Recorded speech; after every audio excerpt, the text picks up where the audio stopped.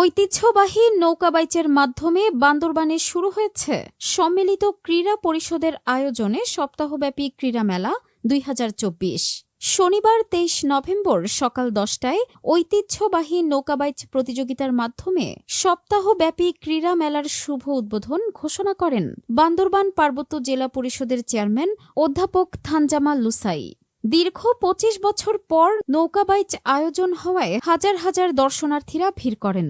অনুষ্ঠানে বিশেষ অতিথি হিসেবে উপস্থিত ছিলেন lieutenant colonel ASM Mahmudul Hasan, PSC zone commander Bandarban জনাব মোহাম্মদ শহীদুল্লাহ কাউসার, পিপিএম বার পুলিশ সুপার বান্দরবান জনাব নাসিরুল আলম, সম্মানিত সদস্য বান্দরবান পার্বত্য জেলা পরিষদ জনাব অ্যাডভোকেট আবুল কালাম, সম্মানিত সদস্য বান্দরবান পার্বত্য জেলা পরিষদ অ্যাডভোকেট উবা থোয়াই মারমা, সম্মানিত সদস্য বান্দরবান পার্বত্য জেলা পরিষদ।